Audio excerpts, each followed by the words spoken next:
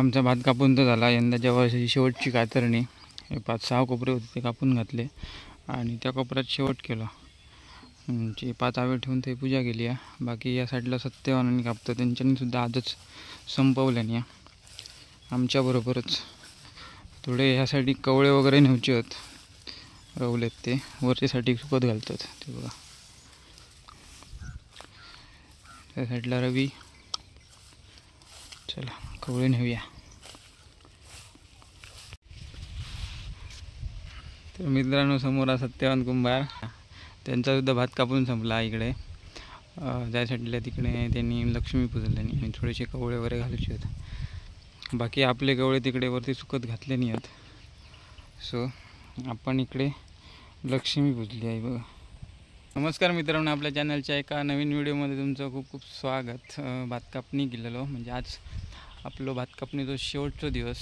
5-6 कोपरे होते ते कापून घातलेत. बाकी थोडेफार कवळे होते ते वरच्यासाठी सुकत घातलेत.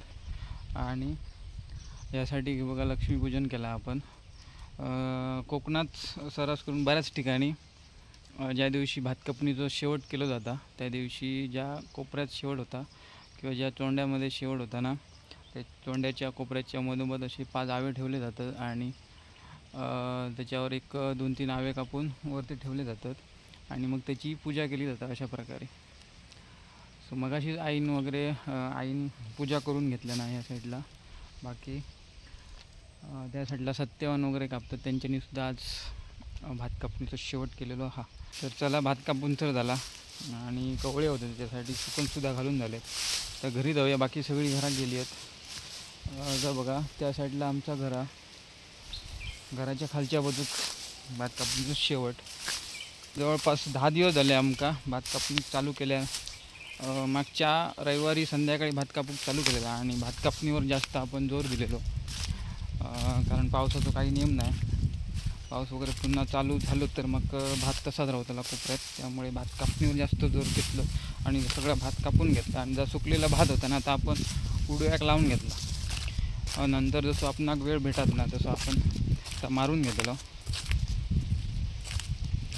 तर असं भात कापणीचं शेवट केलो ना की आमच्या इकडे अशी कोपऱ्याच्या मधोमध 4 आवे ठेवून 5 आवे ठेवून त्याची पूजा केली जातात. थोडक्यात म्हणजे निसर्ग आपल्याक भरभरून देत असता. म्हणजे रोजच्या आयुष्यात आपणाक जा लागता ना जगण्यासाठी हवा, पाणी, अन्न या सगळ्या निसर्गापासून आपणाक मिळत असता. म्हणजे अन्न आपणाक थोडीफार मेहनत करूची लागतं, कष्ट करूचे लागतात.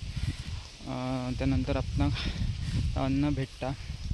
म्हणजे बघा आपण कुठली शेती केली, कुठला झाड वगैरे लावला तर त्याची जोपासना ही निसर्गामार्फत केली जाता.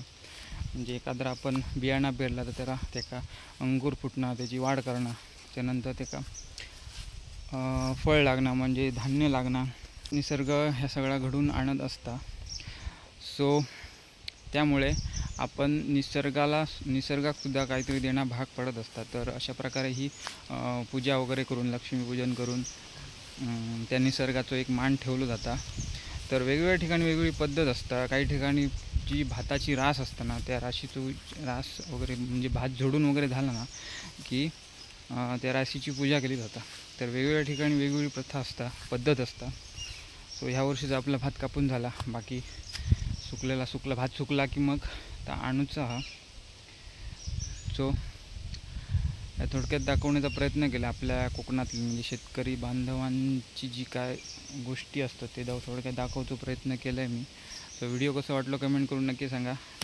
चॅनलवर जर नवीन असेल तर चॅनलला सबस्क्राईब करा, लाईक करा, शेअर करा. भेटूया नवीन एका व्हिडिओत. तोपर्यंत टाटा बाय, टेक केअर, काळजी घ्या.